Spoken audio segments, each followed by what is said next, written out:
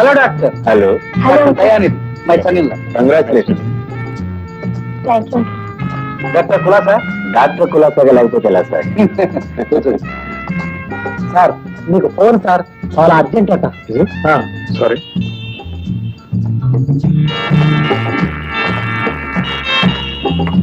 Hello, Shankar here. శ్రీధర్కి accident. ఐ కాడ్. ఎక్కడ? ఇప్పుడు ఎక్కడ ఉన్నాడు? ఓకే, ఏమంటే బయలుదేరి వస్తాను. అయ్యారు, అది విషయం. ప్లీజ్ ఇప్పుడు అసలు ఒప్పుకుంటూ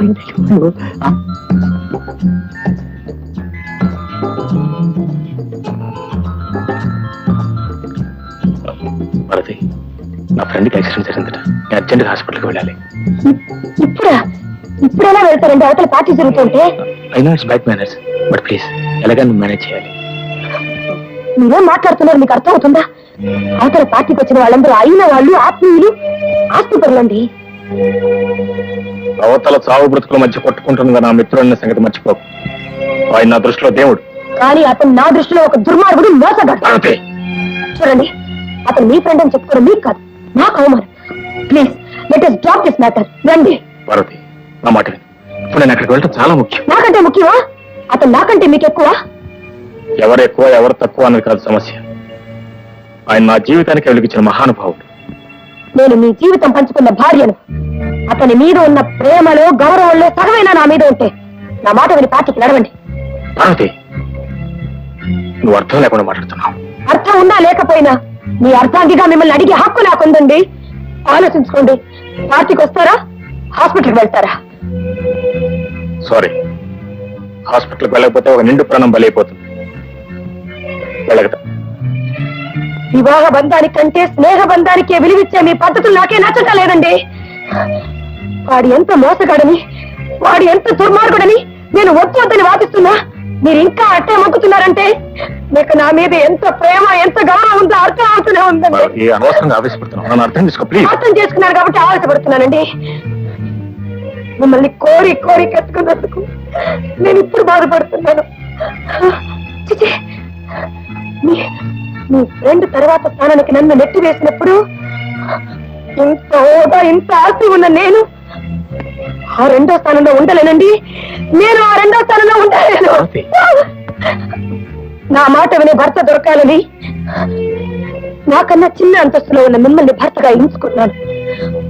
మా దగ్గర చేతులు కట్టుకుని పనిచేసే ఉద్యోగస్తుడికి నా చేయి అందిస్తే నన్ను ప్రేమించడమే తన ఉద్యోగంగా భావిస్తానని, కనీసం కృతజ్ఞత కోసమైనా నన్ను ప్రేమిస్తానని ఆశించాను. కానీ మీరు మా దగ్గర ఉద్యోగం చేయడానికే పనికొస్తారు, కానీ నా జీవితం పంచుకోవడానికి పనికిరారని నాకు ఇప్పుడు అర్థమైందండి. పార్వతి, పార్వతి, ఇంత చిన్న విషయానికి తెరపింపులు చేసుకుందాం ఇది అనుకున్నా? చిన్న విషయమా? నా భర్త నన్ను ప్రేమిస్తున్నారా లేదా అని ప్రశ్న వేసినప్పుడు లేదు అన్న రెండు అక్షరాల మాట నాకే కాదండి, భర్త ప్రేమను కోరే ఏ ఆడదానికైనా నరకాన్ని సృష్టిస్తుంది.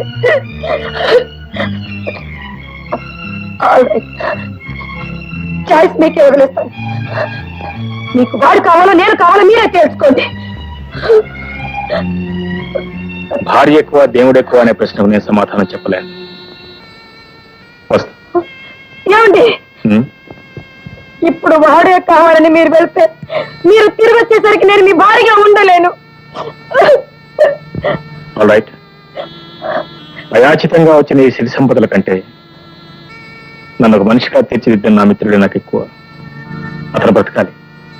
అతను బ్రతికే నాలాంటి వాళ్ళు 100 మంది బ్రతుకుతారు. నేను హాస్పిటల్కి వెళ్తున్నాను. ఆగండి.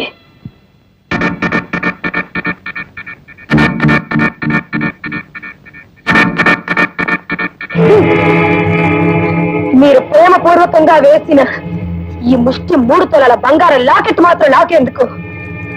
మీకు ఇంకో ఉద్యోగం దొరికేంత వరకు మీకు ఇంత తిండి పెట్టడానికైనా ఇది పనికి వస్తుంది. మీ అపూర్వమైన ఆశని మీరే ఉంచుకోండి.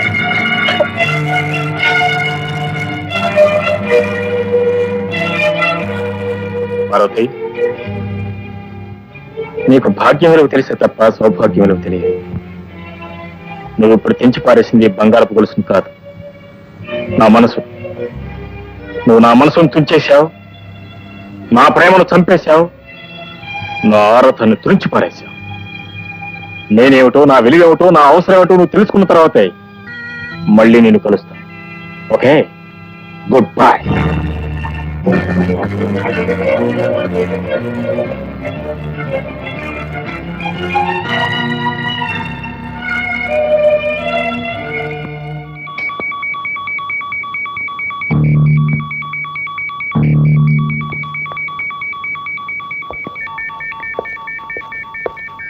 ఏమండి, శ్రీధర్కి ఎలా ఉంది?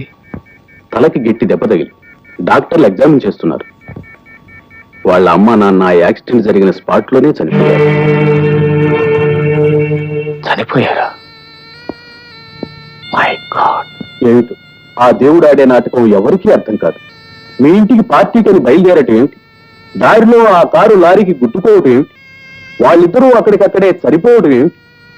ఒకవేళ శ్రీధరికి జరగకూడదు ఏదైనా జరిగితే మొత్తం ఆస్తి అంతా అతని దాయాదులకే చెందుతుంది తప్ప శ్రీధర్ కుటుంబంలో ఏ ఒక్కరూ మిగలలేదు బాబు. డాక్టర్, శ్రీధర్కి ఎలా ఉంది? వాళ్ళకి చాలా బలమైన గాయాలు తగిలేయండి. వెంటనే ఆపరేషన్ చేస్తే తప్ప మేము ఇప్పుడేం చెప్పలేం. ఆపరేషన్ చేయాలంటే డాక్టర్ దయానిధి గారు రావాలి. కానీ ఆయన ఇప్పుడు ముఖ్యమైన మిత్రులు ప్రభాకర్ రావు గారి పార్టీకి వెళ్ళారు. డాక్టర్ దయానిధి.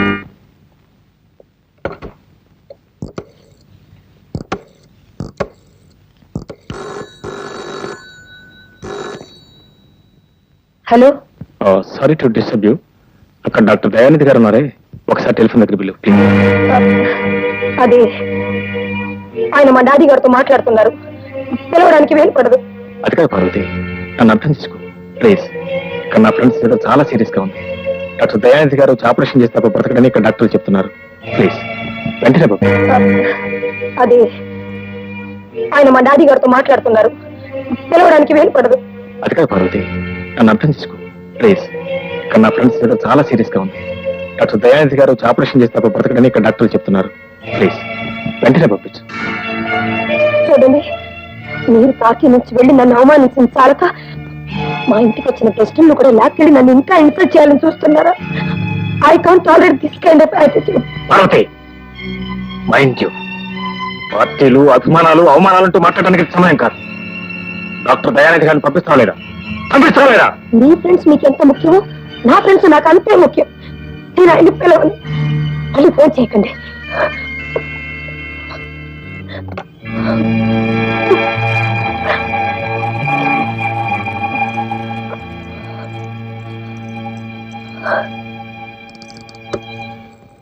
ఈ బాధ నేను అర్థం చేసుకున్నాను. డాక్టర్ దయానిధి గారు నేనే స్వయంగా వెళ్ళి తీసుకొస్తాను. Thank you doctor. సార్,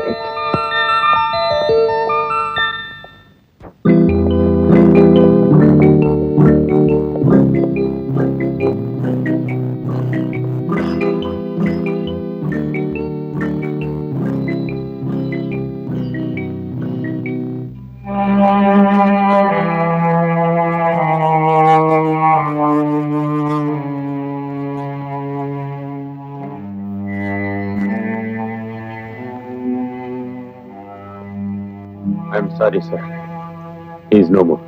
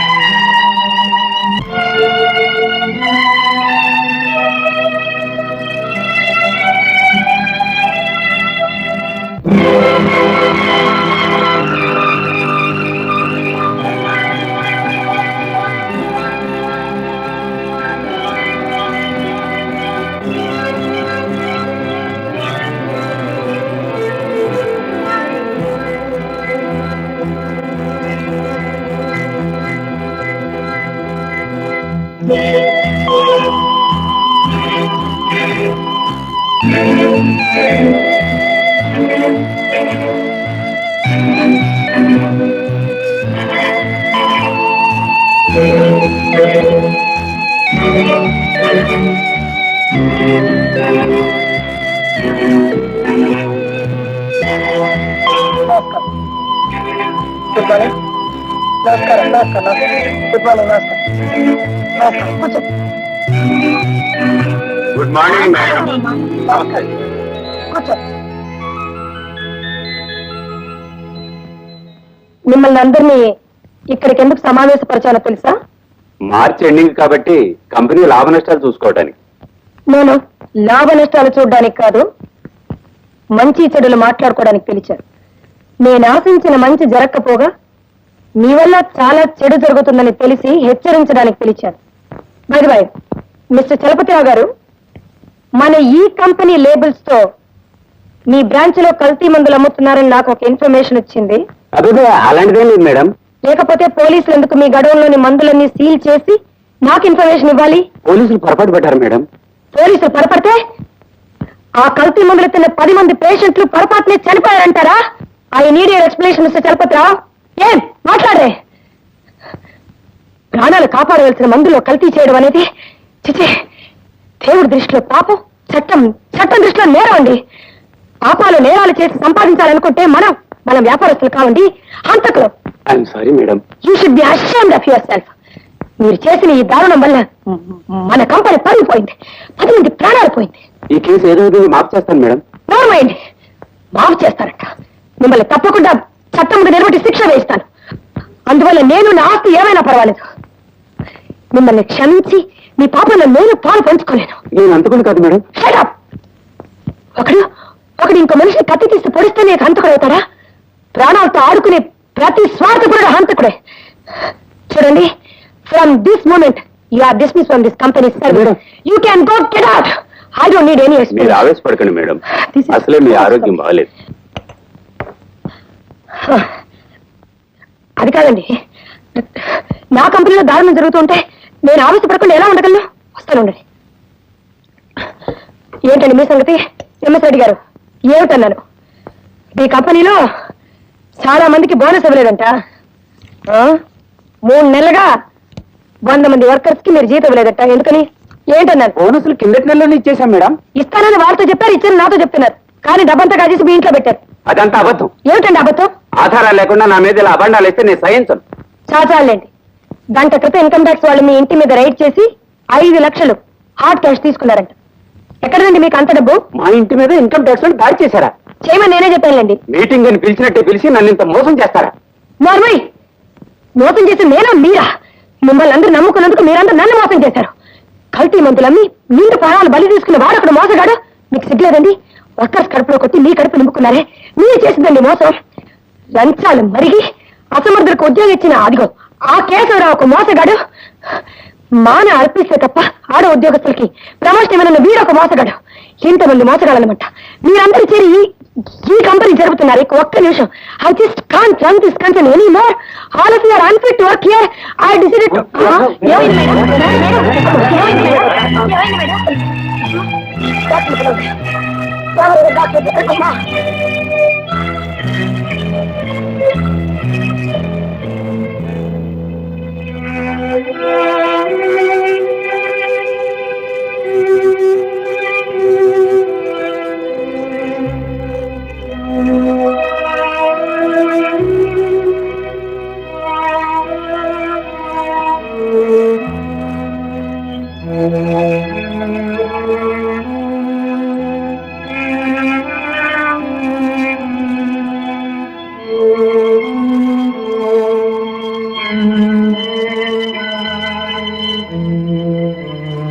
చూడండి, ఆవిడకి బీపీ ఎక్కువగా ఉంది, ప్రావేశం తెచ్చుకోవడం మంచిది కాదని మీరైనా చెప్పలేకపోయారా?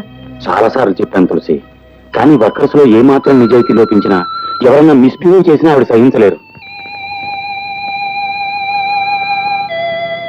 డాక్టర్ గారు, ఆవిడ కళ్ళు తెరిచారు.